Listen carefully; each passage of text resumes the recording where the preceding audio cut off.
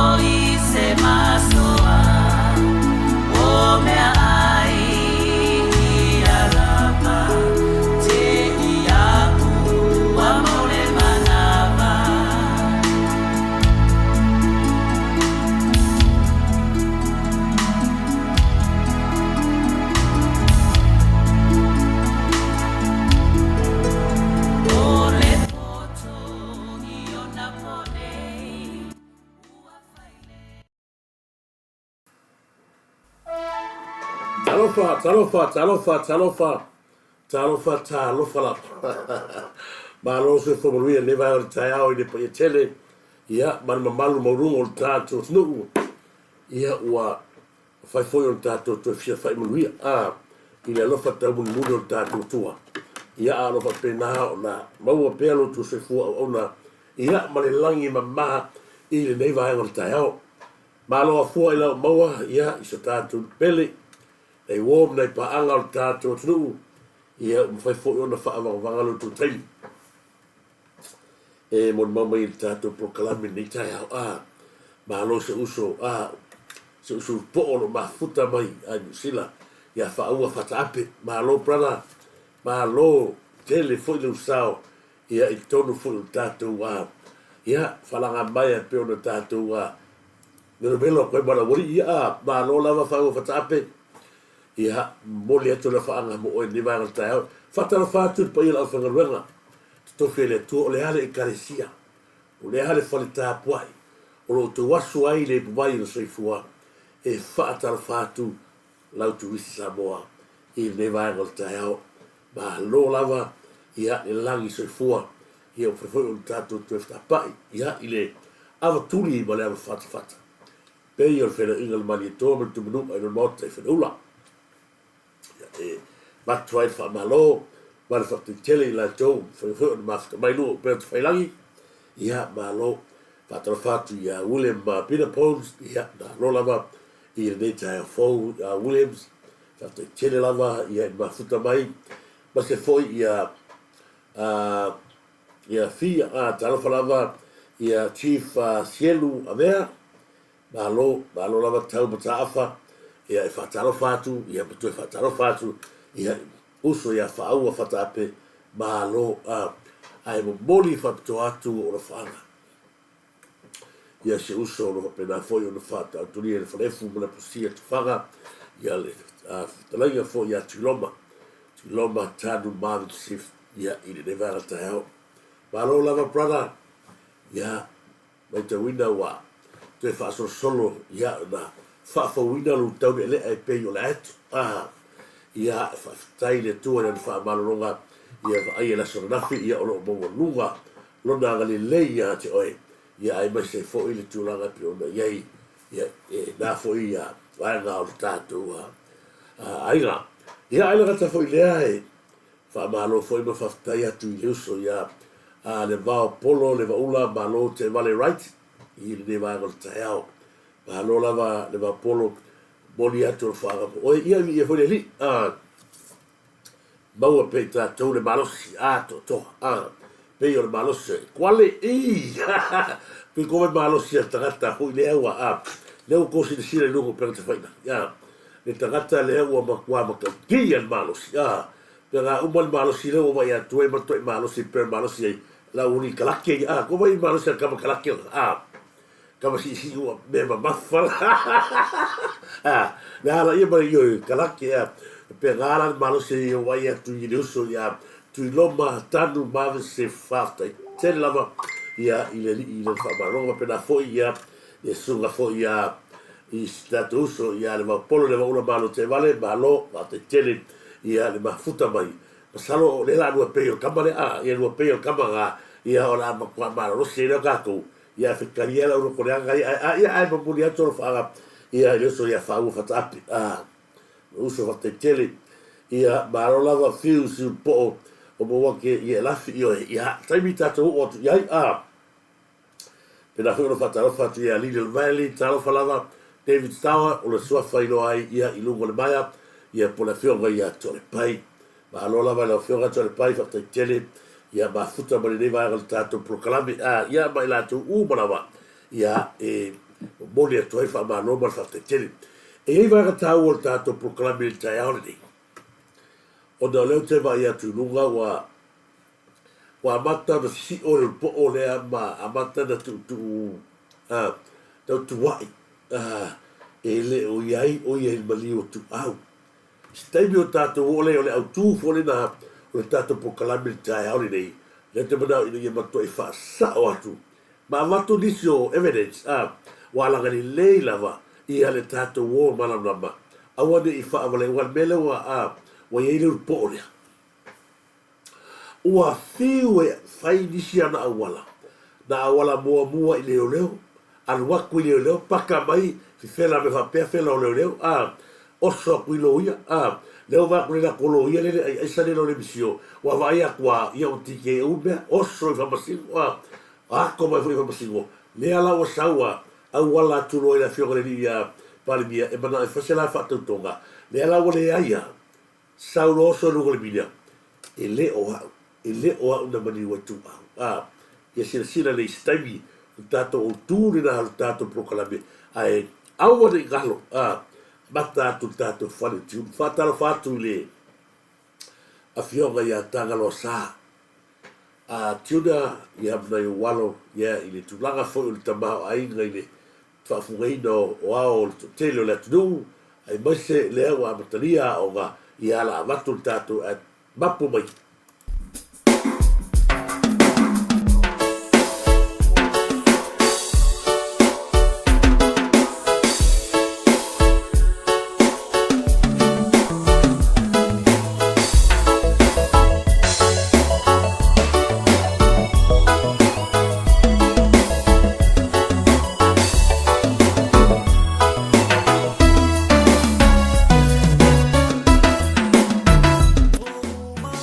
Okay, Papa Shop.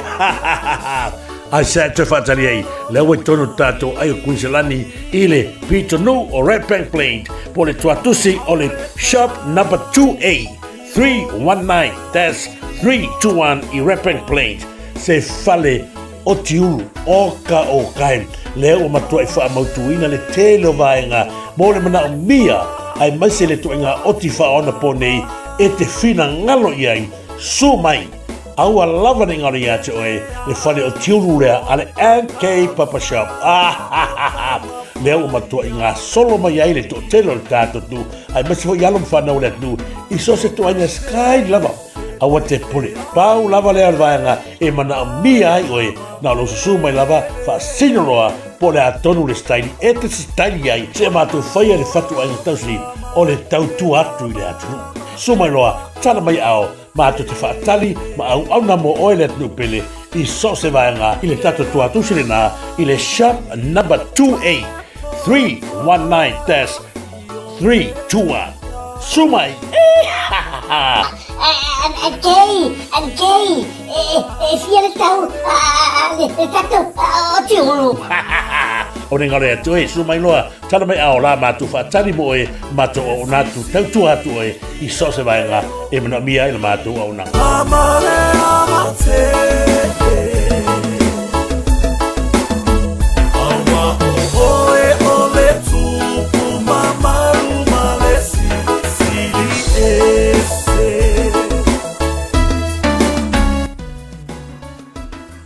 Ia na I mamoli alot I atu tātou le whaanga I sunga ia le whionga ia tangalo sā tuna ia mnai walo maa lo le tautu atu ua eu lava ia neangani nei fo I ole tātou nu e maise lau lua tautua ia mnai lualo ia awa le whafungaina o le tātou nu alo mwhanau ia o te whawhitai fo I lātou malava o lo o a ngai I tātou whane tiuru ia I Red Bank. E se taimi la tamai nei o la awhai le tātou whalau inoa.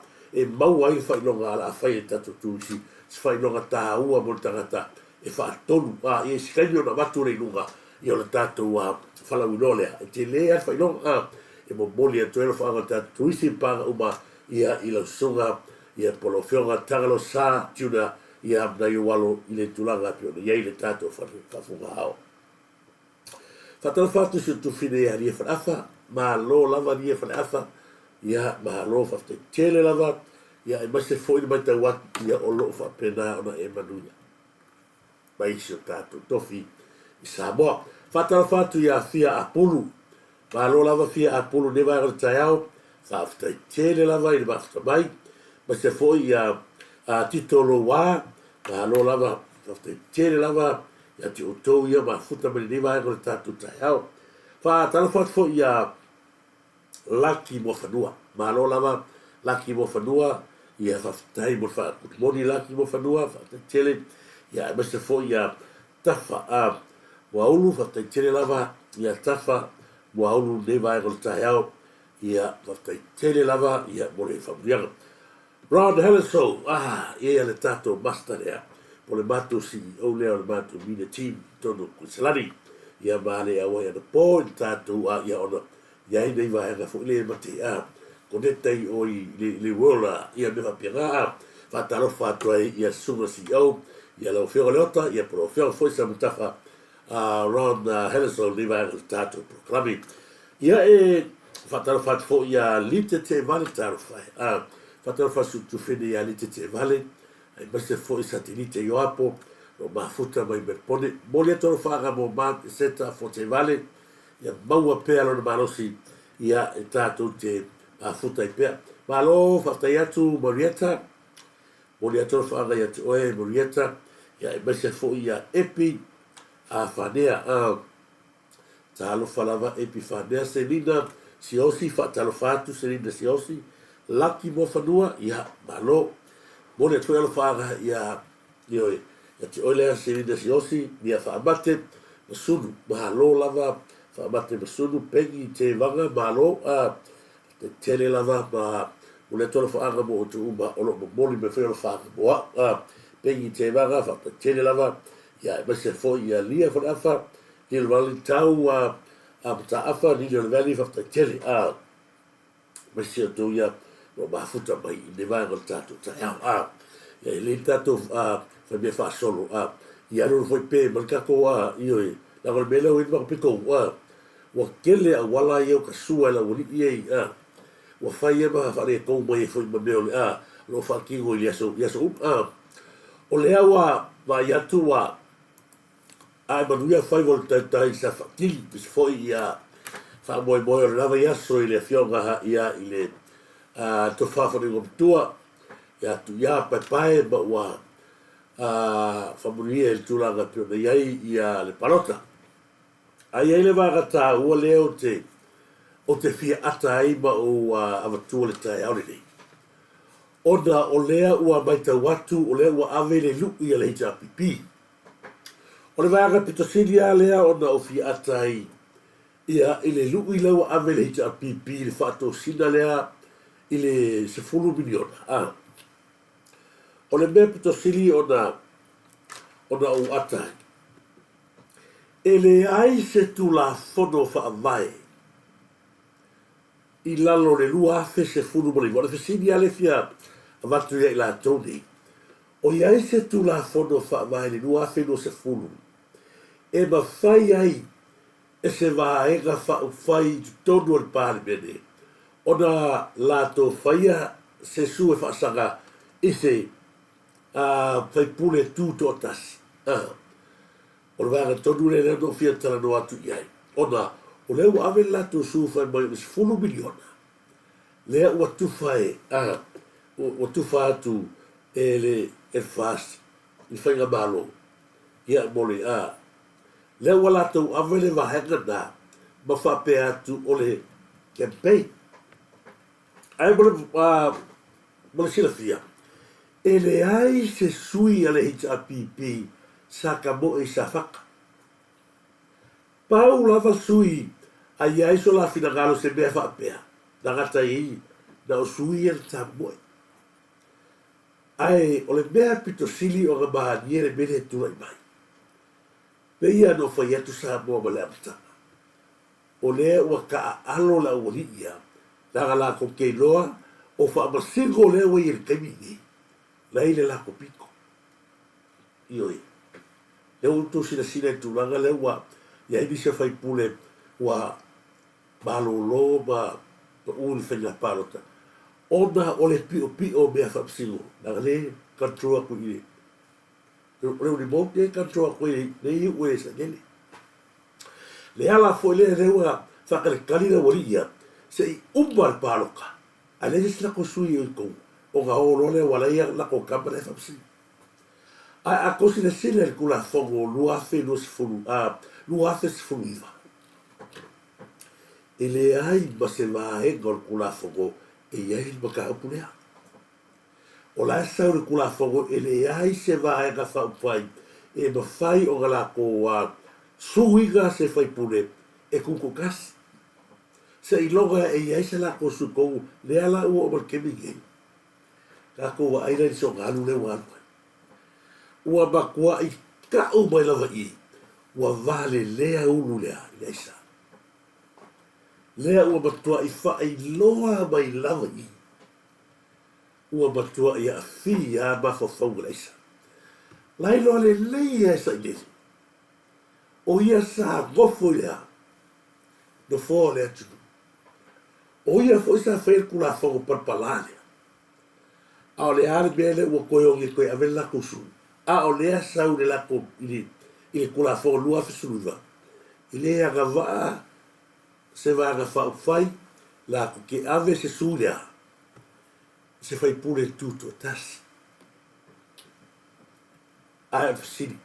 A se heka alo lea gai mele. Wafo i lala ke roa. O lea ku mai osi makiva. La tu e mawhai a si makiva o gali liu le kula whonga lua fe suruiva i le kaimiringi e thiu e mawhai. Naka le kemi o laia. Pau lava le right lea tātou o le tātou nau ta inga lea. Ia vave, ia suia o lewa i tātou nua vai tonu. Ia i fwoi tangata i o e pāloka le nua vai tonu lea. Pe a ave ese mea ne mea. O le mea lea gai. O ia sa no fo mato e tu i to tonu mea ia. Le lua fe se fuiva. A o leo koe a. Leo koe manga o ina ia toe so sofa le mea. Mana tu le leila le se fulu pasene. O le gutu lava o sa gele sa kau kale nupu lea. Kale ko a li mahata na tina. Nale to a li mahatina. A sawe to fatina e mana o mia le to liba e a to ai se fulu pasene. Ai a fai e a fui. E yese me fale tonu. Se i longa ua uma palota ma uma whamasinonga. Fato a fai sitangi e whaasane mea. Ai tū mai te malo, au nei gala upro ka malo ka ukalai. Nga saua, koe oso ka malo ka mai le ongo, fai mai noa. Na o au le tangata e mahala malama le melea. Sa tatau le whainga palota. Na o mai fisiri mai atia. Wa o te wha malama. Au nei gala upro ka maloa. Le te ua atia o mena. Usa le leia ma le mele o kula mai. Le uoia. E ua i kam whainga i se sofa le whapasinonga. Wa lai lori lesa i mele. O langa kama si makiva.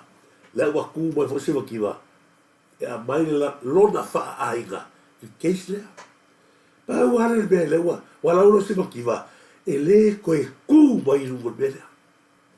Ai o tatalo i le tua. O tō uma ia i le vaenga ia. Tu loa. E tatau o na whaise whai unga vavi. Ave ese vavi. Lea o ia lea. Lea ua nunu wai le tō au. Ma a fia hai lea. Loto i whale leo lea tunu. Langa nasa o fia tau tala atu iai le. Ina matanga o le tātou whasoa. O le lesi vaenga o te fia whasoa atu iai le. Tātou ta alonga. Lea umatu tātou ta alonga la kapi. Masano le wha. O le feseli lea turai mai. O au ia tātou te ta alo. Ia, o au ai tu maro. E ta ua lea tutu. Au ia. Ia pe tātou ta alo. Malesi au wha tu maro le mai. Aso le sa o aia. Lea fu tātou ta alo. Malesi au wha tu maro. O le sa o al karia kaspeitai. O le mele o turai mai. Po le ale le lei o tamata alo. Ai o loo ta mala. Se sila e i aina le talonga. I le sila i aina. O le fasili.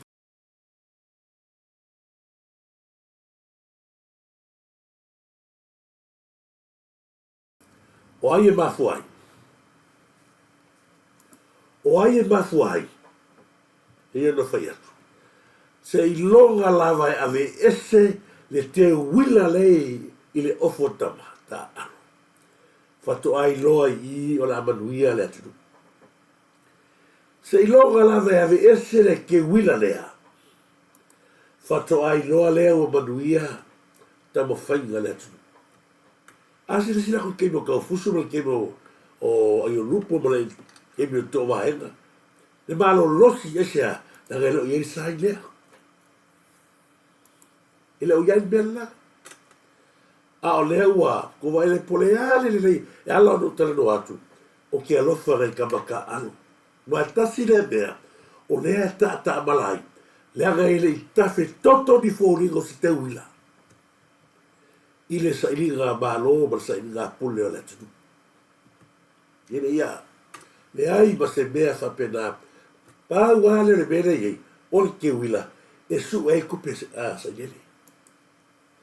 Le ala foi ngā lewa kofo i ofu mori, sa ta tauro le tato foi ngā mālo, ngā velo lo i whafora kamarea. Tau na lewa kai whafo, langa o i, lea matua le anga i a tato tapata alo. Mana tofo tato, e le sa la upu mai ana mua. E ma manu na vale tava e i furulanga o mea na whaafainele mau pele mai o toto ama tato matua. Nea kako ke oia. O vai le pule malo se sa ngeli. I le koe tango alka malo a kangol kuspaia. Whai mai le ese wha vai o sa mone tua i kuspaia. Le ala no tala no atu pei vai rei.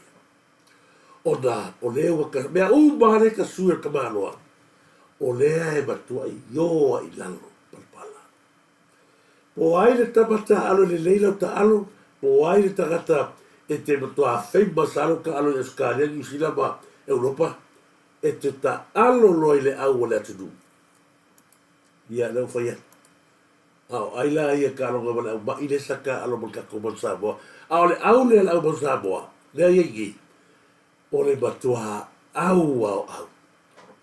O le au le ko kia pelo blacks. Ai tova aila i le au le sa fatu i aloina. Ka le konkuru, le konkuru. Ma fua i sea. O lo ta mala. Peia no fai atu. Sa fai aku mo mua fui fia kausa. Ale am sea le te wila. Ma le tesia le atu. Ma le si mea. Wo i farfangaruanga. Ua o whaasolo a koe mo pi ke wila. Ai ole te sili lea ua koe te sili ei pēr. Ole a le hao ngā ole ke wila i to tonu o Samoa. Sa kaule ke wila, sa iei au pēra e whao ngā ke wila. A pasa i lea mani mea piko sili nga vai vai. Au mani mea piko sili nga vai vai. Ea, e tai mua ai i ale sa o le atu. Ko vai rei le mokua i. Ia ngā tasi na wāgana manatu ni au whaasoa atu ni. Ona e le. Matua le ia wāgana. I le mai tau atu ai masei la tau sa ta alo. Sa le tato au rau tasi ma a. I o le iwa tasi ni ke mea ngai le iesi ke uila mi pi iai. Sau le kako fiku lua fe sfu. A sa whaatu pi iai roa mea ia. Ka koe a koa kako fiku ngasa sa pio a kule se mea maua. Le anga o tātou nu'u le atu nu'u o umauna o na tofi le atu nu'u mala tasi na wāga sa ua fia whaasoa atu iei mata watu le aso lea o loa mai pere tau whaleanga a le au no koleanga ia aga i tātou malo e mase fui tā penanga aluan ma maho le tātou whanga malo leo vai atu ua mana ia le sā ia sue foi le sa o tatu a taganunga leo. E tau ia tau le vai atu ni le tu lai mai foi a se foi ia le foi o vai o mea lofa foi a nei atu dungu ia se tatu tu. O le mea le pitosili o na avatu pe ia ila u la fasea. O na le tu la foi le pe o na ia na kose sila kulvale na. Lea e o mai la vai le taimile nei Samoa. E le o iloa. Po o fea tonu. O fai ere keis fai le tatou wa ale leo le sa na watu i awala parpala e sa ilele e sa pipikia i katai fale o sale longa. E o mai lava le kaimile iei. Fea o fai ele le wa alaka. Al susu e nga foi sa foi ka kele sa kap ki gal tulia kal kulia e ko amai ale vale na ua tubu i whanga tonu o le kama whai lea e pui pui le road show o le HRPP. Ko wai le mea ka wha ngaha sa inili. Ko se sila i a seta le atu du. Ai ka wha ngaha ka mahalo lea. E so sofa ia e tagato wan mea kou wane nga i le wanga. Ala kurva ina ia protect i le HRPP ma le uka whanga. Ai ke wakwa tango ale atua mai pakua wha pa uli ai. Ai ole mea e masangi o ga whewa i ai wate tele le wale. Ai nga tango atua le atua tu i. Ai wena i kama i amua le nga mauai. Ai matua i maua. O ki fia milionga mea kau koso alwa. E watu tātou ma tātou tamai ai kikia me pelo ia. Ala sila mai le atua le mea le mea ma wha maoni. Le mea o le tau tala ma le ngana i le wha maoni. Pe ona yeile ana vatau le fas. A o atu le HRPP, wha tonu ia le wa leo. E o koe pui lako. Ko wa ile makau kia. Le makau kia o le mea. Le ala ko se sia li. Le whanisi fwoi wa leo watu. O te rola umil wa agala o leo. O le tele o wa leo. Maisi an wa leo na mai watu. Le sa pitia. Fia milionga whai le mea alo whao stani ana whai wa leo. Ma watu e a Samoa. Ia le wa lea e sutu langa le watu ai e leo leo. Na whatua. E ka alo i ka mai. Ko vai le una. O le ala na Samoa e ala una watua langa. O a seka i e sa wha ngal ka mahalo lea. Le alanga ua whainga kai. O ga le koe anu e seka mahalo lea ma maliminia. O a whai ua le sao. Le aia se mea koe sao. Ko vai whainga. I langa whai ka langa le. E ave alanga kau whananga. I le li palimia. O le makua ave o langa kau whananga. Ko se sila na kala sa whaini. I le mele sa whakarangoi. Ma le sika me kikira le kau kola ki mai pi. Ai nogo ki pia pa o se kuno. Really, to the core of it, if you take the tests, would this fix the problem in Samoa is my question. Well, your argument has been the kind of arguments that people who understand these issues are also raising. The second point, when you want to conduct a test of this kind, it should be on a surprise basis. But to do it with 5 weeks in advance or with advance notice, it means for 5 weeks, those of the government, MPs who have taken drafts, would stop taking. O le mau a toa le nga mesa i lili. Ai mo se whea koro kala ka me kire a moi pine. O le ala whi au ki whesili asa i lili. O le ale mea oi maro ka mamaro ki ngala whai i Samoa. Leo koe whisina koe ki oi. Alu le le ka e whaka e lelo ki ngā lelo whaku. Lo step maranga. Lea kova ai le fia ko fia pawa. O whiana i le pawa ko ka malo. Le koke kai siri. O le wha sau sko polo kalame. No koko whareanga. O la whawhianga e sauno moi pipi, moi bibi. Ulo wala ku. E kau whai a whisiri. O kau ka fix mo bole problems. O a me fix. Au le fix wale nei o fela. Fix wale nei le vai o no makuanga le. Le kou nuoro ki nganga e. O kusamba le vai ai mamoe le. O kau whai se kuseku malo si lea. O a mabawhai o whapu kasi le ang sala.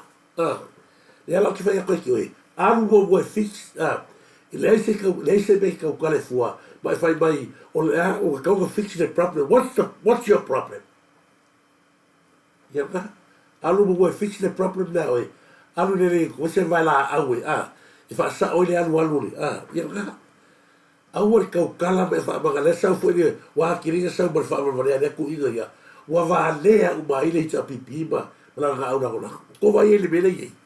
O so mai li se ia te pule ai le ia wa watu ko vai le makau kia le mele sile o abe fixes ko vai le te leo le a fianga o leo ma ko sile ye e tu langa le ko kali ko wingo le taga luego leo a de galo sa boa a ga mai o leo ia vai o leo ia leo ma tua I sile ye ai leo Yusila lea a ne wa fisilia ia le kulaga o leo I Samoa.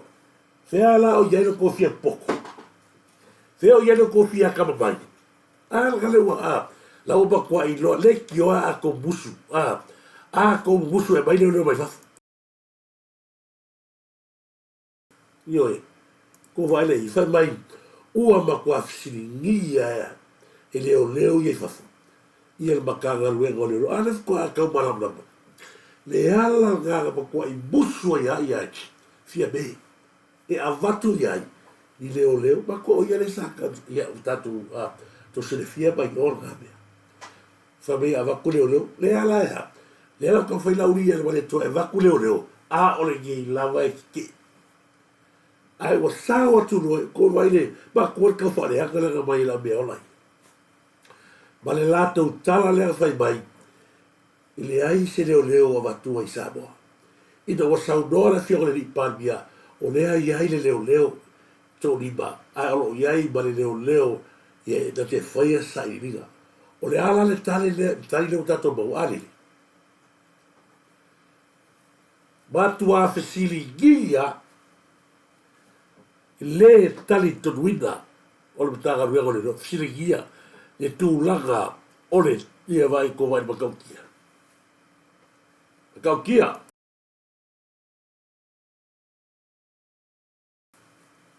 Makua makaukia. Se hangi lau iero ko ua soga whamamanga no le o I loa leo pa sa anusila. Le makua corrupt mea le kongore o makanga ruenga leo. La whawhea la whawhikaisi makanga ruenga leo o leo kupa langi makua le ai le fisilingia. Ma ua le tali tonuina. Upu whamamafa lea ua matua le tali tonuina. Le mataga ruenga o leo. Leo kako uruari. Le ngai keisi e o matu. Le ale meo tupu mai. Ngal whaia kol keisi ia oi lea ko pasa pangi. Le ale mea da ile angu le penga. Ma se statement ile ua whatamala fo ile o leo. Saune si leo. Ile li leo li maununga aia. O le ale mea ko leo I whalo ai o tu au lesa i o kafa. Pesa kova I se mea pa o. I o whatamala I don't know. I don't know. I forgot. Wa feel but to I feel was case I forgot but I don't know ko vai leo ga baulea ka isi barbo ya lo que vai a coelho porque me ele la o bangi kemi la o ri ele ku bangi ta si na tagata le o kimele la o to fa fogre le ala sa o lo taria ya ba ko foi le ya la o to fa fogre hoile Lise purea I lea ua apusanga leo mau ia. O le tulaga fo I lea o te fiaka I kere le vaenga lea. O na le lato tau whaleanga. Ko sila sila atu iai. Lo tu tele le fas o lea e whaatali la tunu. Io e pela toti mawhaia. Io e lai masai mea wad. E ala no ua amatua vaenga ia Samoa. I le iale E ala no matua vaenga ia moro tu silsina. Leanga fui o le lato maunea. Au ne galo ia o tau. O le tangata le ku o le fake painters lea. E to o tele la tau o manga lea o whaiaku. Mo ia na whamai o mawake ma. O lato uma ia le tonu I. E uma I lea oso me hoi a li o li o le vafe. O lato uma ia. O lato uma ia le kua I. O maiga o longa koa lua o upa o le rilea o yoga seufale mua la tau maia le kong I. Le rilea o afere le kakale o pengangi o la tau maia le ia ia manu po le maua mankala o le la vei kong o ia le kong le. A o la tau le a foi e o wauso suenga. A o kilo I kuskusinga ga maia I le Koru whaka sa karuai, tu sa le nei kuskusinga ia. Le ala ka leo ke pese ai foi au ia, o oe lea mai ngā, lea kuke mai a fi maungo tala le nei. O ko uma mai leo ka aka, ioi. O tau uma ia, mai le wha lima ka sa karuai. O ko kuskusinga kau whaleanga, lea ka la lau mai. A koe whai kau e ala a watu renua. E le ai base ese sepa. I mea ia. La lave mou maro ie. Eso ya torpapa vita, la mo le lei mai. Le ala o tātou no nei, o la kou umaya po fea le fake pages le so mai ai. O le ai kou i lala, le si whawhawhinga kuloa ngai o whawhawhinga. O tou ngā le kou i lave le le, le au ngā mua le o langi whawhawhinga, ka asore i usina, o la tou malea rina tai solo, o la tou ia, o le whaia uma fake pages ia. Pea o whaia ku, wa ko ala i ti ata gata i whaia. Ma le whagaula sa i le whaia ma le coconut grove le whasau i. La ko umaia. To te whiu ala, to te lafi. Ma mailo to te whareanga. A ole ala, a mailo koko whareanga, whai maia, le ka whareanga. O le e loko kele me ane whasa, a ole whakari la kongu. A te sili, whatari le ha. O le ane me le whatari atu, ko kele vai le ua. Wa si tia le atu le tae au ina ua le wheo malanga atu le siwa a fau lea a le atu tu. La se kou kare mea le pise le tato whainga malo. Ni mea gai, ki kira ke kei whakau whela i mea kai. La se kou wawa i aku iei. O le po gai le nā, o lo mātou pepese ai ma mātou a watu nunga i lunga o pera te whailangi. Nā le moni ma wha maoni lea, le mea le lenga a ngai le tato whainga malo sa ini. Sa ini lea, le lei mo le ati na ina o le atu nu. Sa ili le tamaho a hainga le atu nu, ia ko pesa i mai ila ma ko whai mai, o le, me le ka whale a ngai. O le ala si kou me mau ia mea. Ngale kou o ngoi e ngā ma ko whiokia ile ile. Le hai ma se whari nunga o ko whela. Langai, le kuke vai ti ngā tō vai atu leua. Shining mai telo mea. Mano wia mai le atu nu. A o le alava ko ke pepese le pese le. Ia o whea ko le ko ke pepese. Tau te pepese ai nai o le hoti. Ma ai o koe ilo. Ia le mea ka. Ko ke o mai ka whalenga o lo wa pe ngā o le tele atu whasa. Pala. Ia ma. Ma ai ati na e leo a whatino tato. Nga malo. O le manuio ai. O le manuio Samoa. Io le ala nā leo ki whai a koe ki oe le ka miki leo le karina sa ia. Alu le le e fufuru le ko ka whakuma a se tuloa alu ma koso le vai. A o le alu ia oso i ma oe alu ia i le roe i le kua ma ia ma ka ngā ia o kere me le isko mea le isko pa ave le tunu. E ko ofo ma la lau mai o pe o kone o le a kuhu o le kuhu ma soka mai o i whainga maa romoa ma upu whai le tunu. Nei se mea, kwa whai o le whaawan walea o lo ka maa. Sau ma o ia ma kwa siri wa whaawan walea. La koe ma lo step mara gane whaaku, wa kire nga wale lea. Kira nga, le o koe o ia kuolo o nei se mea kau kalai fua. I le tato whainga maa lo, i le esko maa o kongi whainga maa lo. Nei ia ma se business. Nei se mea. E la o whaia koe ki oe. E whanga pēr maa lo loa mole. Nau a watua, matua fisiri gia e leo nusila. Le matanga luenga o leo. Ma kua makau kia, ko sila la iai. Makau kia o le mea leo wa, ia. Alea ka loka aka kai lunga, mo aku le aisa, mo le aisa, o lea e sa whawha i mai lato, o lea lato te tai mua le melea. Ioi, ia la avatulisi o whatarofa, Fataro fatu de o ia la inu ta wata watu ma ta watu tu swafa fataro fatu ia du ta lo fatu ta lo fa soi ia si uso ma lo lava bedeta ba lo fo fataro fatu do bedeta ba lo fo ti dai fata tele leta ma lo le basta bai fataro fatu pule tatu beta ia valu da tapu lo lava fale ia wa bai oi fale ia la o se kia mea fata tele foi la tutua le tato meta pa lo lava ia e se foi du ta stuale basoe ia logo paina fata lo fatu morning brother pa lo lava se furia le so ia logo paina neva ga tsao ia fata lo fatu ia oi ia e se la ile me pone fata lo fatu Maria Fiu pa lo lava pa lo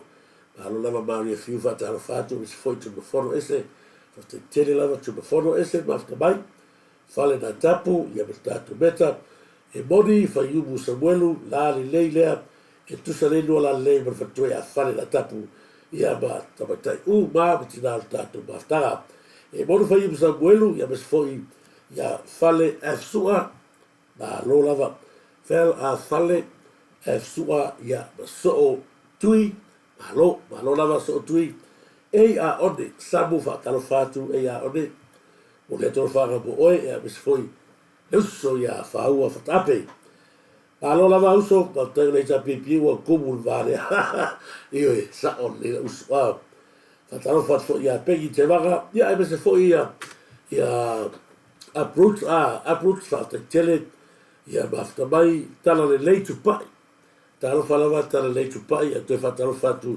ia Tito Loa ia mese foi ia Augustino Tolai ia fafte tele lava faftai lava Tito Loa mo le tato mas mai mai tato ata mese foi ia Sebo Boava ma lo lava Sebo Boava tele lava mese foi ia Tina Fanene ma lo lava Tina Fanene ia o te fata al fatu ia e fatalfatu fo ia lui ma lo lava lui fata tele mafta mai stay safe ia fatalfatu fo le fionga ia pola o tineru pologa ia ma fatua ia lilo maiava ma lo lava so fo bruia i le va o le tato proclame bineta marofo ia tele lava o le to fa ciao Thompson fata tele ciao Thompson le va o tao ma lo lava mafta mai mese fo ile patau fatu ia lui Jacinta vai toi malo lava Jacinta vai toi talo fatu ia oe mese fo ia Turisi vai lei Turisi vai lei talo falava malo fatu tele lava ia le bafuta mai vai lei le vai le tato proclame patau fatu ia approve fatu tele ia tineru pologa la sa fatu fatu malo lava le psa ia pese foi mafitau fatalo fatu evo lavi Basilia sana talo falava evo lave ia Silia sana pese foi elite te vale ia pese salida sorry Silia sana fatalo fatu tuale sa Alexandra fatu tele tuale sa Alexandra time of tabai William Billabone ia fia apulu malo o le siva e o tato fasoa. O le ere koe kuo kakale o ka waka mero te whaleanga i le whiongare ni pandemia. O le e pei e fōringa mai. O le ua ka alo aka ngaka le koe ka alo whalele a o tai atai. Wa ai longa e koe o i Samoa. Le futau tau lunga li. Se le mestangata i atia. Le kilipi le ele. I le whaingo tangata o say you are for example. It's the worst ever. Il mai tau to tangata. Ai mai se lava tato pandemia. Il mele tau o le pepelo. O mo to mata nga ile no for pandemia. I pepelo ie sanga me fonga. O le pandemia. Ia lauli. You know, you worked with him, Lawafionga. You know him very, very well, Lawafionga Honorable. Is he a trustworthy man? Is the worst ever. Il mai tau to tangata. Ai mai se lava tato pandemia. Il mele tau o le pepelo. O mo to mata nga ile no for pandemia. I pepelo ie sanga me fonga. O le pandemia. Ia lauli. You know, you worked with him, Lawafionga. You know him very, very well, Lawafionga Honorable. Is he a trustworthy man? Is the worst ever. Il mai tau to tangata. Ai mai se lava tato pandemia. Il mele O to whafonga lai mo mo tangata wa matua i mala ia ola leolanga. Ne koe nga mena. Leo o to whafonga sa mo ni makua maka ukia o lea tua i tua i. Tasi ia tangata sa mo pena whaiatu. O tangata ia sa ata mai ai le amatanga. Leo to sila ia. Ua matua tu ua ele tu. Ko mai le leo tu ai ele tu. Ua faa seva loinga. Lea ko nga mea tonu ale le lava e tātou te tau ana upea mo le sā ini inga o le amio tonu le ngata i lea mo le tapenaina le tatou vaega faaupai e mai se faiga malo o le manuia mo le loto i fale o Samoa fe o tutua tagata ia fea le tutua tagata ia le kaimine o ia ia la ko pisigisi Samoa o ia se pisigisi le lugar i kupua le mala la kama le ka okoa le Samoa a o ia la se pisigisi a tagata le o karaka i Samoa o angi la ko me o fai le atu o le fesiri tele lea o lea tu mai ona o lea wata hatou noa o lea wata alo tagata i lea i le tau wha se seo tagata whanonong a le uko whanong e le ua lau le pelo le fionga le ni paribia ai o le mea lea o te fia atai o lea lātou te la lau bea le vai vai ma le pepelo le ni paribia a o le gaso longo le whainga malo ma tagata lau tele o le atunu o lea wa ai le manuia. A le o, ko vai foi le va ale wa, tapena ina le tatou whainga malo. Le foi tapena tu le tele vaenga, le foi na suma ina i le fionga i pale mia sunga lau le manitoa. Limba se fulu milionga, mo le alapi le Samoa. O le ame tagata i e fai, o lea lau ame pelo.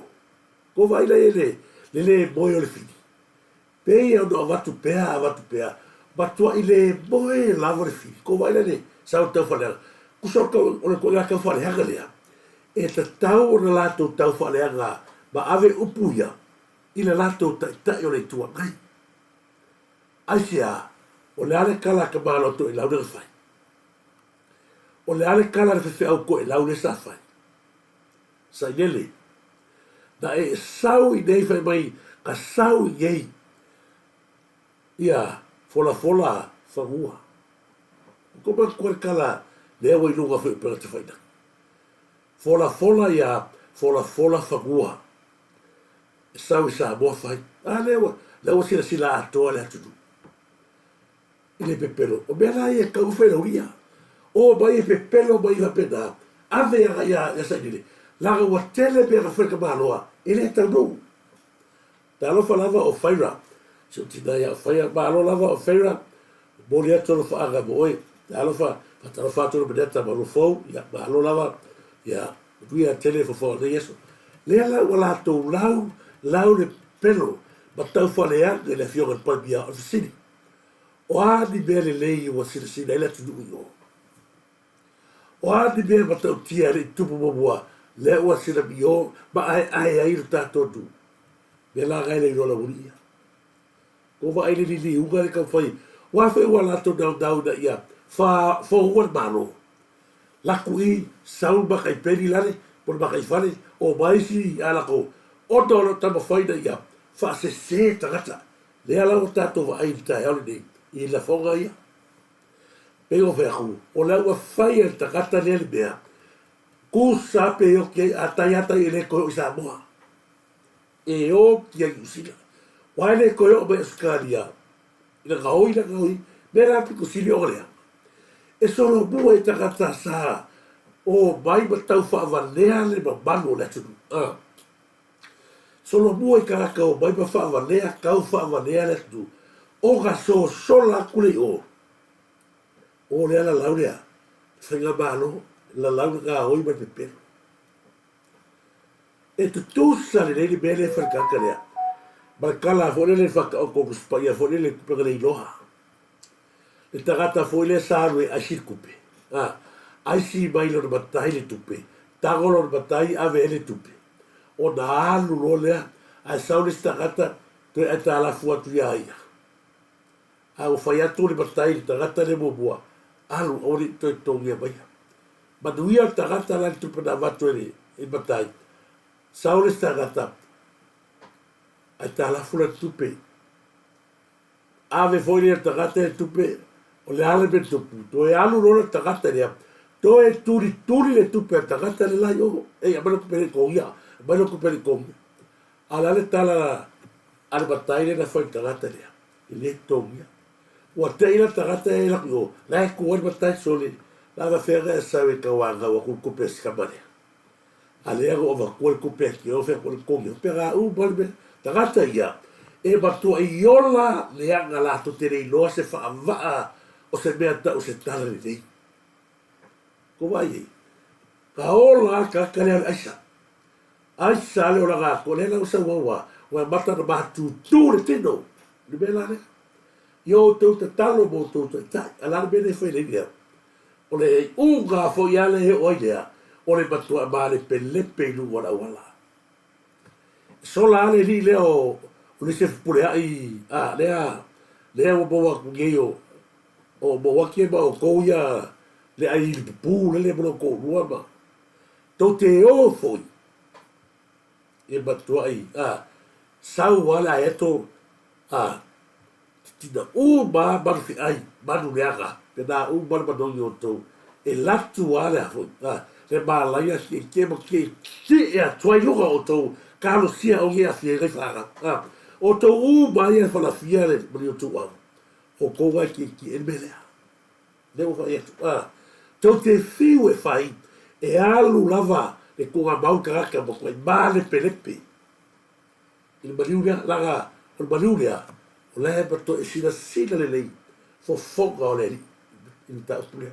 Laga o maniurea tu au. Lea save vesi ai. Ma tama whai ai le hita pipi. I fō ua le malo.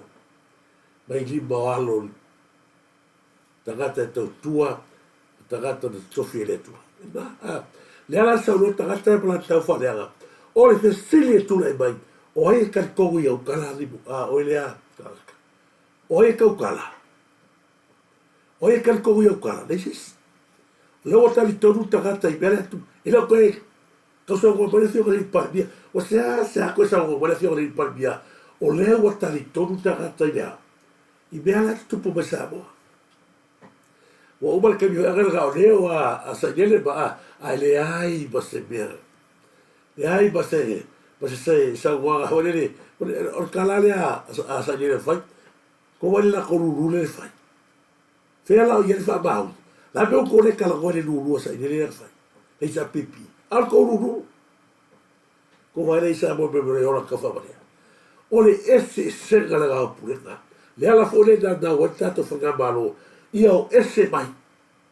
O ese mai ma le tūlangi le sa ngā nuei. Ma sa iei mo mōta kat Samoa. O mai se ka koea. Se tātua te si runga lea. Si runga whale lea. Te e whātū lona tūlanga sa iei. Ma le mea sa matua lo palai le atunu. Whingal pungale. Le ala koe resi au mama palai. Wā ki lenga mgongi le anga hi le fui. Nunga Facebook. Ia na. Ta se na vaenga. Na o fia whaasa o kore ni leo. Le mo. Le ainga ka hoi. E kau kala ka fia ma le ka hoi. Pula. Pula mai hoki. Uma pe ma kaiko. Pe vale ma kaiko. Le sila le vaenga no ua. No vai atu ai. Ia ele koe a mainga la ka leo ni mongi. Pa ka upulea. Pe ia no vai atu le. Lau tu hale o tatou. Whamai moe le tai aure nei. Ole toi mana o li mongi. E se si o e le o ia na mani wetu au. Le nei lo watu a whapea. Laga na utu na tatu paklami lea. Ole nau ta ingo li mongi. Ia aua ne ia fia o ia. Ina mata au pulea usina mai moa. La watu a le wahanga lea. Ne ia manino lo sisila. Male Hamilton. Au te tari tonu, e toi malipe fo i le maroli ni. E lo ua lea tari tonu na o. Haftai au mula manoa. Awa, o lau tala le na ua fai whamsinonga. Lau tala le na amata e ala o forasanga i le whamsinonga. O haftai le atua, ua lewa no utala talo i fai le whamsinonga no ta upul nei. O fie maua ya umalu a inga se mapusanga. In ta upul nei. Mai ua lewa o na utala talo e o whamsinonga. Lea na wha ingoa le vaanga lea o le sailingo lea miutunu. O la tuunga le ingoa lea. Lea lau o fia ina ua whatau nuu. O le mea moni tu sai marafiri lau fionga. O hele o me lea so, o te lea mamanoma pe ai sea. Na lai o na tauro ingoa ai. Ele maliwo si tamatiti lea. Ea ai o na wha apea o te nofu i vaitele. Malata lo fale i le nofoanga na maliwai si tamaititi. Ea, po o le whaangaina fo le taimi lea le vevelo al porkiki. O lo tamu whai lava nisi a ese mai wha pa o ni sui alisi vaenga, malisi vaenga. Pelo wha whengo fie e una tauro ingoa. Tauro ingoa le taimi lea. Ia maho o ina, ala matanga ina o whaalongo tauro ingoa. Wailenga awa, o le mea moni alenga awa, o le hoina et mitse lato. Pinga amaka mai le ngo skolingo le whaipure le o pou, o na semo. Lewa ka ua le pou o semo. Pinga amaka mai ngale, swafa mo mo le ka. A te ia ua la vea toi mao, pulmuliane. Ea, so o la te mini ta olu ngo. Ngo waka, e marie, ia tia, wa, pea o ia se o kala marie, e le te tonunga, o le aho se o onga whapene. Sa whapea fai la hau, e talia ngo fie tangata o le tunu o mo tangata. E re wha maoni le, mea. Aia. A o te i whatongo, le ai wa, wha te tele lava le matao. Matao alo ungoa le nei. Waya. O le mea na tuku. Sa whailo suenga. Whailo suenga te mea lean mai I mantua. Na wha maoni e, kuriti tolu sumo tupu matou na interview. Le aso le wa se lau matou sa whaile kem. Ale cha pipi. Ea ma wha maoni e lo e nisio matou. Whai pule. To tele sai ai. Ma leo, wa te leo I leo I wa inga tui lefa. Ea I o hau sai nei po ato. Ona o te mana tua le po lea. O le po lea, na ho mai ai le rich, le wha maoninga mai le official, whainga palota. E teim tongu o te asultasi le po, me te mana tua ia. Ho mai e te matou. O lea o wha manu e ina, li man manu a vem whai pule. A le po whaila lea leu te iloa, o whai ere pa ki, ale fast. O ale po lea, leu haru I o lea uli a tuala pun whaasio, teimi lea. Ma komitsi e, ma o ia le la roto, o inga lo atoa lufu lona o. A le foi la atoa ma to lufu lona le teimi le po le vai nuanga el tasutas. Ina o mai ia le au lo o ma le te tanyo la tu sui. Ya mena ma le ngalo. O le kau fai langa ku lo ka ka wa ma ka moe. Nga mai lo o le alme o tupu mo tala. Ya o la ko markala fi le kusi o sai la malo. O mano malo alo fa ali man manu alo fa le wa vem fai pulono mi o lufu lono macho malo ma ka kon malo e o mai lo fai lo kulpo ako fai lo ku mo fai pes fesenga e ala le sai nga video le pole e ma ko fie ya mo al mela nga le fai ngalo e chao le pole al po fai la fai pa ki o le lang la vez kam ki le ma mali wai mela nga le manino ya mato le e kia o ya kula ngomeni fai kula ngale male Hamilton. Ia, la tato whaasoa le vai liu lea. Ia la no fia whaasoa le vaanga lea. Lea leo tato loa I pe pelo tangata lea. Whatalo whatu ia te oi lea a talo whalawa usu, a whata ape. A Josefa Kras, talo whalawa mui Josefa Kras, talo whalawa ma se foi mui Nero Kras, te tere mo moli ato whanga. Ia mo urua la usu le vanga le tatu proklami. Lea o tau whawhonga Samoa. I le matau tia o le pepelo a leu maua. Whai mai le kala kaka.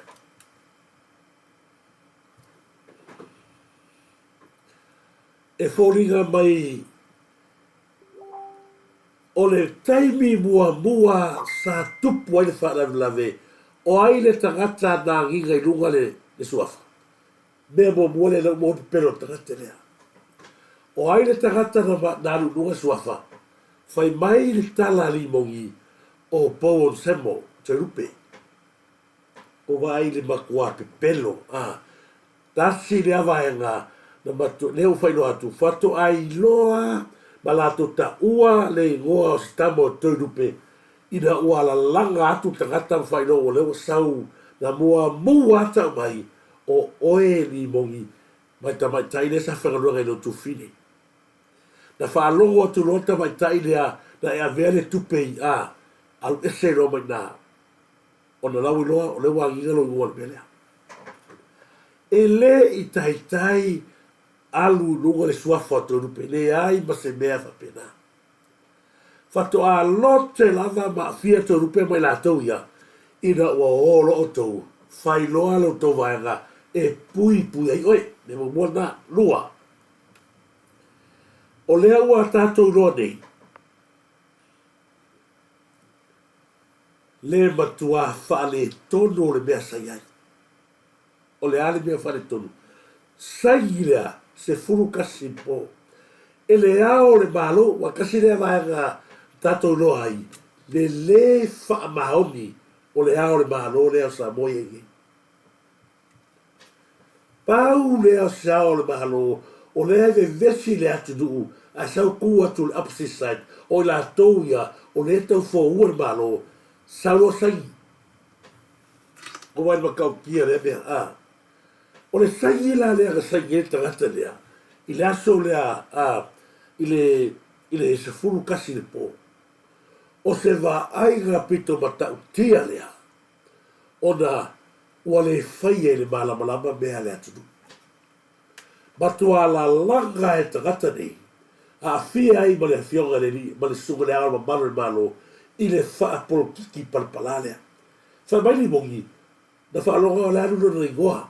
Mai o le ingoa mua mua le sa nunga le o le ingoa toi rupe. Ia anu anu le mnoga ingoa, la lai wha mai na ata. A ia ona me tangata ia, ma salo ai e wha pea tangata. O ia lai no foi vai tele. Tasi na vai gala na mun mau. Lai wha pea tangata, o ia sa mai vai tele. Ia tasi na vai gala na manatu ai. Ia male, ma wa gai tu role tala wa manuia la tau ta tangi lo balantisu o na lawa wat ko vai le fangol kala mo tangata e lo le le fi guilty sa wa lo bra kala o lo iai ma se leo sa pu ele na video mai la le tasi de fai no ga la tato lo e fa mas no ga la o leo ia ka o i fai mai e o ma le tau ma se lau lato tau se furu lato sa fai bon mau e to o ma se lau lato sa lato dofo i le te su tasi le po si le lisa moa e le ai ni mafutaga ua o le lua le vavea le ala te ia fai mai le loa pe masalo pena lai fa perato lai fa perato ono ia no fai mai tele mea mua ia wha sa o le kala lea. O le ngoa o li mongi, o le ngoa sa piko nunga. He's the one na mua papapla no ngoa. Li mongi.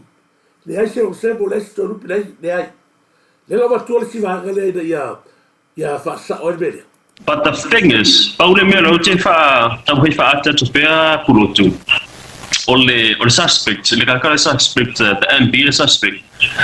The MP from the caretaking government. Wow. So, which is, mwengo fa pe ako, or suspects le inge kankalenga la vea kama yikile woki from the HRPP. But the thing is, ai ma se ngoa se kasio se moturupe la saui. Tai me mua lea. Na sa wani ngol tangata lea. Ai mana tua foi. E sau ia le suhali lo ia nunga. Awa leva na nginga ri ngoa o ni mongi. Leva na fai loa mai ni ngoa o ni mongi. E tangata e sai kong. Tangata e sai kong re. O le vea. O le kawa mini. Le sipi na vea. Ko va ye. E ala no utala no atu. Nga le ka fasa o akul mene fai le pelo lea. Le sila le vaenga ina woto fa fonga ia fa bala kala ia ai e fa pe ai o te no foi tele le o tau o ai le suspect le le taimi le caretaker government le o le hitsa pipi li bongi au e te toe fa se ele tu o ai le caretaker taimi le o le hitsa pipi le e taimi le le ha la ko for se mo ba e tu ai se ina tangata o lewa le aka fa mai uma le que faz su ngale lo e mama oi o ai le ga le ku mai le ga la o ese le ga la o ese lo go barda le o ese mai Tangata na sa fesu suanga ona o puli o e langa le ko ki ai sa fakas. Io e re kan ko winga la Samoa la mau le sila o kala le mai si fa fo me pena tsu. Nga leo leo. O wha amau ngia leo leo. E leo a. Ia taha whino tu sanga o malo. Hei tai ani. That was lua whilua tasi. Ia ngā mou alea le mewa kau le e mo ia a la tala noa tangata. A o umato so ngā leo leo wha mani ina leo leo. E leo a. Ia a hau le lua whe lua tolu. A toe whelanga ha ilo hoi mena lea ile mo li mau al tamatitira leo. Samuelu ma le teine o si vai e po ia a. Na teine lea nena la to lua le wha penga wa ai e kia u. Ngā kur pasika wa ai e wa unga le vea le tamatiti. Koe pisa ilo le taimi lea, loa whilua tolu. Lea ngā alo e roi whafo whaile interview mai o le vangore tau tai ai. Wha sau e roi runga. O i nā alo la lena tue vesi a tue roli mea. Ma whailo mala whiwhiringa. Le aila o te taulola on avele tu la fono n tau. O na le fōringa mai. O le ata amilo i tua le tala tangata. O a una o te ista matiti. Mai o le mea ia nā temi o le mapu le mai tangata. O a o fasio tangata. O kalangoa i tangata ma. Mo i lau a inga ma se a whanau mi tangata uma. O ka o a o fasio tangata. Me la lea wa pelo. Le aila a taulola na avele whamsinonga na za opune. Lea lana mafuelo na whaila tangi. Ina ia fai susu e ngal tua inga lea. Wa leo sawe runga le li lea whai mananga interview. Na wa ai tino ia tia malau ta avale. A mea lava. O una mali wale tamatitiri sama lea. Lea na mafuelo na fai susu e ngal lea. Ia ma averola tangi leo. Ia mana tuola na averola tangi. Ele ngako lea. A o la auli. Ma ila to uma ia lea a fia fufu le. Le whengo fu susu e ngal. Ia nga ia tia. Ia, ai so la lo male, li lafi. Lena lafi e mo se tai umi. A pio la matanga na ta opu le na mai. Na fisiri ngia foi. Nga leo. O fa ma ngia leo. E leo. Ia, lena lea la ua matua i toi a mai e lesi pepelo i lungo lesi pepelo. Uma na fisiri ngia leo e leo ia, mea mua, o ai leo. Longo, o ai longo. O la kama e sa lea. O wa ai e ole matua i toi whai loa mai lava i li mongi i le case lea. O ia lea fasu, ale o koe sau, lau koe sau ma mai whai alo i ala press release. Pā wale vai ngata to teino ai pepelo. Lea ua sau roi kunga aloa ia mai langa press release e le o ia. Whea mea i kaimi ia na vesi mai le lua afe lua kono wharo lima lua o se ia o malkeningi. Na mea le whai isa press release. Ma maua e se press release mua, nana kana whai, o tere i loa le tangata Samuelu, o tere i wa ai na ualu, o na toe text mai lea ila telefoni, o mai o ka akala lea. Maua i ngā whawhia ngai na Samuelu no kefoni. Lea wa e sau i wa e nofo i laro, wa uma o masalo salonga i le tanga ruenga. Asia, o leo ko ye ai mea pio ngā ngā uri o Samuelu e whiu ala uri o Samuelu masanga e ngā oi nalo le ko sa o kaimi ngi langa ese le tangata toa le o e tura i matemi nei i le ko ye ai angi mea wha alastafia le ala ua whatoa i aloa i le lei lo sa wha i le lei whatoa a mairo ia lava lea tato te ilo ai Samoa le matua pe pelo le tangata lea malanga mena whai lea ua nofo ma maila na press release. A fesiri, ai sa kare fai ai, ili teimi na me vesi ai. Ai lola, o lewa kuai o tangata, o fasio kangaka, ta walea lo ai, nga lau whanau lo korua, ai seaga ili punga i role, kausanga le kia o keima, kausanga koi kua. A o lewa e sauro kaimi, o le an mafuanga, uma laku i leo, nga me lo kai leo, alif ilo ia, nga me ka goifango lo ia lili, alif amasingo, saure i unga whamara masingo, whamaya. Nā te reta lia, me kala le ine, matua i ka whamasingo. Lea la ua lea ia se vaenga, e sao i la me pero, no wholoa, ia, o lea o nofo neima, o talanoa, lea la whakakala ua mahinoa, ko vai mor kaka arua lua, uma whanaka wala ari o ia la au ni al mare toa e sau i whasana whakaukoka. Le ala wa tātou no nei, le matua pe pelo, le si pe pelo le namo nei, whai mai na alu whai na tangi. Samoa, le wa tātou no nei, le pe pelo, whai mai na alu whai na ala whai mai ngia ngoi mea la o mai atu roa, e sao ao, o le awa whai mai atangata, o walu e whai tangi. O te tau whamai, o te tau no e tau, no au le ave tu la whanu nea se, whatoa mai a neia, whamai wanu e ave tu la whanu na tangi, mana tua fhoi, e le ai se tangi e alimongi, nga ave i a Samuelu, le mea, dese mea. O le tangi le na ave e alimongi, o le tangi whasanga le lau le maria toa, o le se whepulea i, mani o whatamalapa. I le tau pupuleka, a le mere kalonga mai ai, ina ua whaalong le upor kala, ua tau walea ia, o tau walea na whanau, wala lau ia o tangata whisio tangata, whai mena na kalangi ei. Oi, nei lau o tau rona o le avera tangi. Ai o koe ma whaule ri, ina esa kangi a vera maka apurea, whapi o ai noia, ia lau tangi, nea nanga whamaila kala, ia rena na walu loe avera tangi. Lau tangi la rena ave. Ia, koe ma whaule ri, ina esa kangi ave, whakawhara wa pēr, ia, na me atu mala uli, ma kova i e pero. Ale mata upure nga hingi noga i goinua. O le tau pure, ale ese me se hit and run, lea la foto atana no, matanga taile hit and run. E ta taura, na alo e whasakangi na makanga. Alo e whasakangi a Samuelu, lewa kuai. Alewa, kangi o tangata ele i, tangi le lau le mare tō male atou, e le Yesu sina e le mea. Ale wa tātou matua i malama i le pepelo le o koe maufo i le sinea. Lea koe wakua i le kaimi fwe o le leile li lea i karaka no karaka.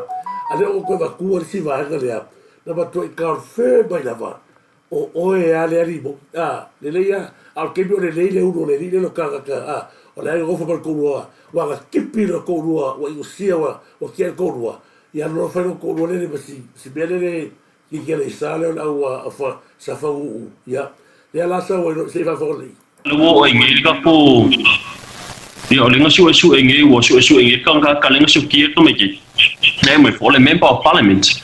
And then as you go for the MP from the caretaking government, which is the HRPD. Obviously, mole lava na tusala o lea o sila fia la sunga fo i le MP lea na whai le nei mem tautia le o maliwa i fo i sia tupulanga o sa o nga sa because it's a hit and run incident sa tu maso soani pele ai be sa o nga bos me va pena yes, of course. Ole fam talanga le mai sa influence ole afo ole pia. Ai fa per fam talanga ia man kole ole le mai case hit and run. No winga nga ngosukia le ko ngofo. But ole kanga le sa o mar kanga le the member of parliament unnamed ngalu I kongole afo ole official leo arko ka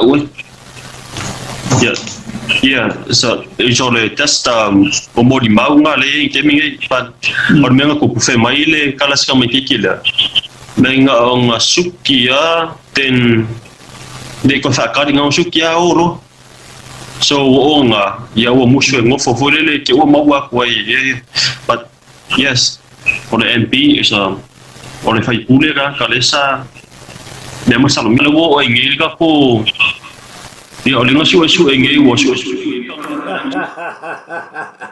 Ia ko fa fonga la ia. Ko fa fonga sa mo ma ka ki o mere. O ai la se si are kar ko le o ma to e mai manino. Fe ala o ia ile mo mau ka miki le ngai ko le se ko ka ba. A le o me aga le o so so se longo mo la to ko fa no le ma ngai ale o le tamatiti sa I te tonu le tamare, ma salo pule uso le reo I ti. Masalo le so iki rasa le dio Eric wala kule se ko kabali salu to eta na so aloa alu robertawan ala e bederi mo ki fai baya ale o ma fi sa wa ia le karaka le lo karaka i le sunga le no ia alo fa mai ole take a caravan means ole HRPP lewa na bali wai le albela va to fua o sebo tu lo lava tu avato e fua fa pipi ia te oeli mo e ala na kala le fa mai wa ta wa lea oi a oi ia sa fukara gielo igual ala igual o suafa o sebo le Samoa mua o oi la fa fo mai langi o oi to tasi Samoa mua mai le igual le dis e le ia te rupe le HRPP fatto ato to e eta mai lava ia suga fo ia ele ber suga la ber ber toba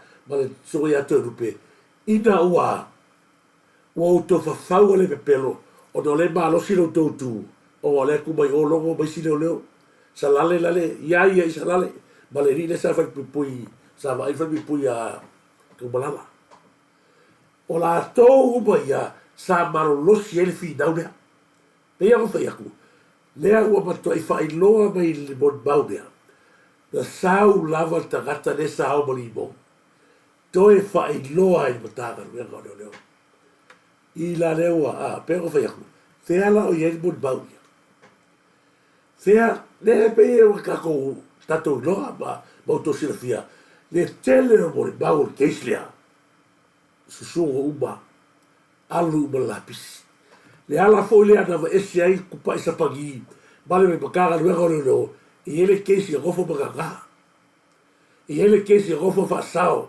a ese le o ko ka gofi ko mai ko vai pakaukia e fa pena uma le bele tu la iberkeislia a le o ko se se pakaukia le alua a ka lo le o lo da wa lua ya le ala o lo e bongi wale ai se si afanga o le ala alfaga wai saulo ya fatalo fatu o le o watu ele e mama lava o bolnabe ko vai le le o ba suru la o le varia toa sau e fresca ka konga al fesi o le ala fia gola o le varia toa ko vai bela feroria o le o bagao e a mai la o le varia toa e fa il va o le bela o le watu au ko vai le bakwa bakaukia a le bele ka la goita kata o le fasio tagata e sola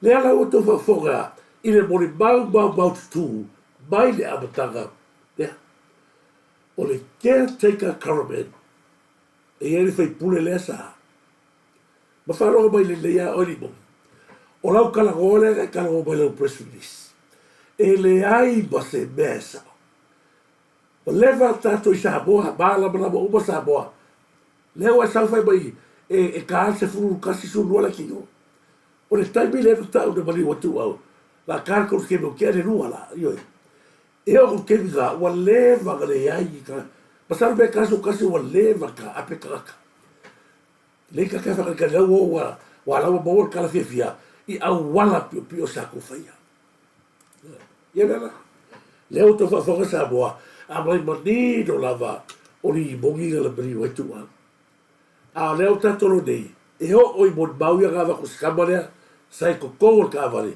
ye waru lapis per bene sa fai ko pa sa pagi fatu fili bene lei to disse dodu ya fatu se foi root ya usa sale titi ala valuta sale titi malo multiple tiu malo lava multiple tiu pina la sa fatu ya me se foi fatal fatu ya tupu bagele to ya malo fatu tele lava bafta bai ya tupu bagele to pina la sa ya ta sine ta la dei siamani to filau malo lava siamani to filau mole to fa ga se tida i tida fo ya feira ya ro buia lava ta turisi ya me se foi a tercia sa kaio fatal fatu fa ai lupo malo alo lava fa o fatape le uso ya tele ya se foi to fatalo fatu ya voi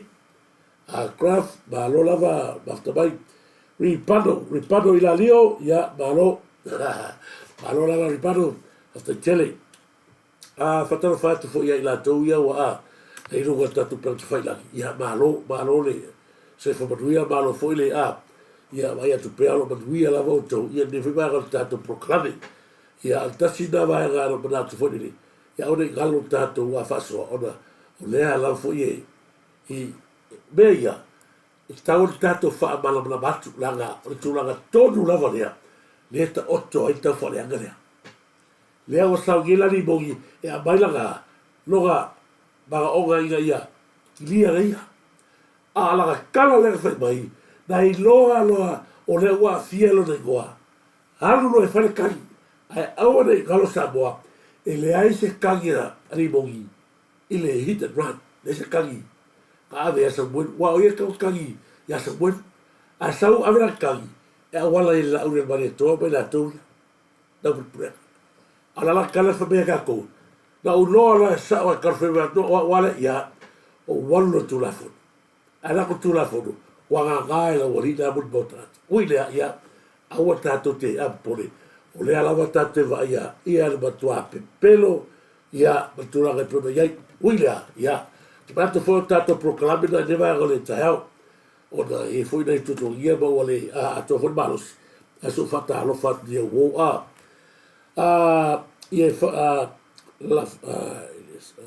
la falava la faele moleto no faga mo su la faele siuta ya malo infet la falava yo Evelini talo falava Evelini tu malo lava the tele of the mai Evelini tu malo pina la faele sita malo lava a melia fa bona fa tar fatu wa malo lava malo a melia fa bona soli wa aia ya malo tina pota fa tar fatu tu fine ya malia tina pota malo lava a proof of the tele lava of the mai ya fa the telefon ya really malo of the tele malo lava le James and Sarah malo lava James and Sarah a melia fa bona ya tele lava ia te mo la mafuta mai leva al tato klami ia o te manatu o pai a sia sua fa te tele pai sia sua ia bis foi a folole folau fa te tele folole folau ia mafuta mai se foi pegi te vanga fa te tele fa tupu mai to ilaita to vati malo lava ilaita to vati ia malo se foi a fili belelei ia a Turisi Samoa fa te tele after mai me fa talo fa mai ia me se fo ia fa talo fa ia se amon to filau ia matina ia pa tele ausia ia malo lava pa tele ia fa talo fa ia le tu taito malo ia o te fa talo fa tu fio ia sala fia mika me falo me se fo ia su ia le polo le vaula malo te vale right ia malo se fria fatalo fat foi ia ile sue atu loba talo fatu loba no fatu boe tu loba tanu ma sif ia le vara ta ia e fatalo fat foi ia fale da tapu por pula tato beta malo la vale se fria ia tu o le vara ta o fatu ia noiva ai se foi fatalo fatu ia le fioga pula tato fare tiuru ia le fioga ia talo sa Tuna, ia i le vanga. A nele taipi Samoa, ia whato whaia, ia tarpao Solomona, malo lava, ia whamalua tu leo kākai me tātou whenoi tai au i le lofone tu. Nele taipi, tu whaa soifua Samoa.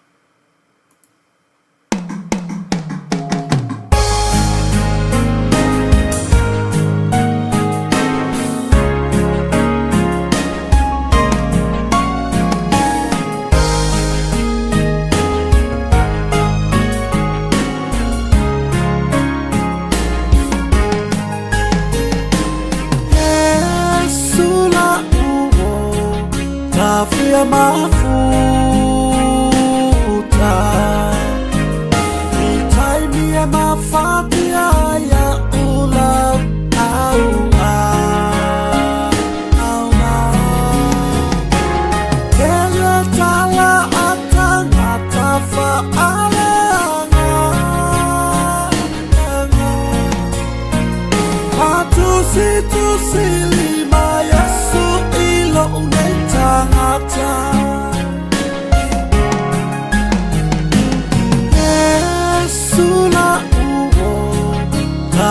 mafuta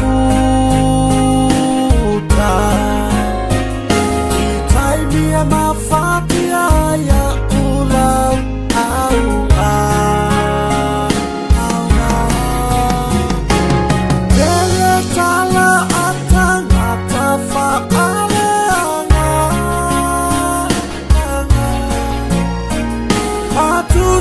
Atusi-tusilima Yesu ilo unetangata Yesu leta lipupuni o umana o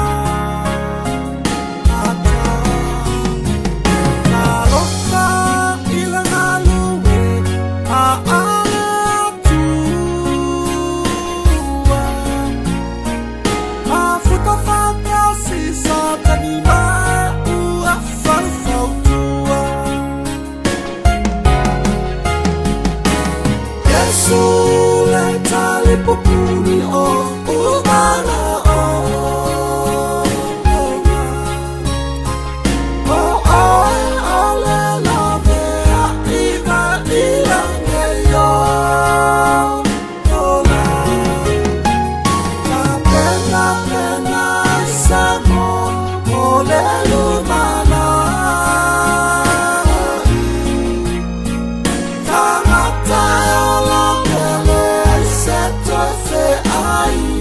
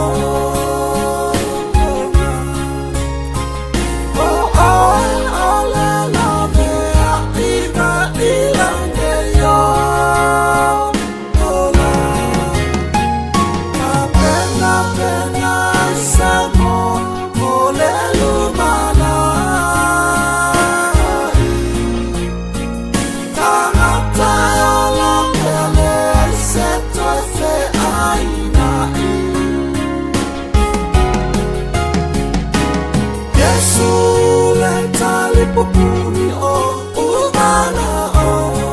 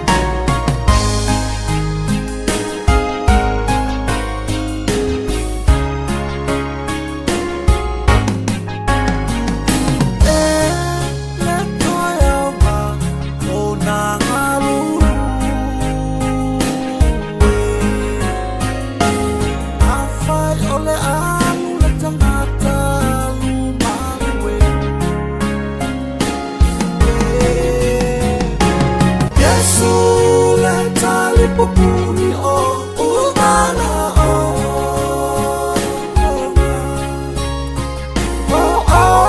ole love iva ilangeyo ola pena pena samo ole lumana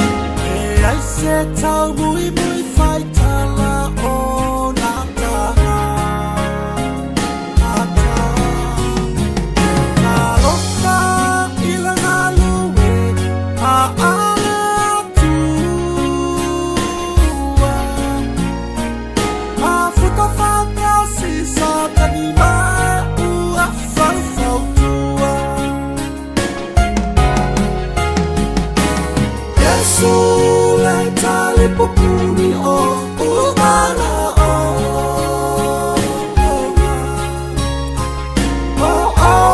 ole love iva ilangeyo ola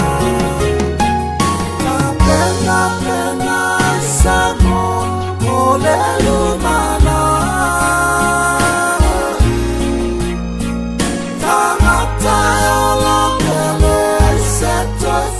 I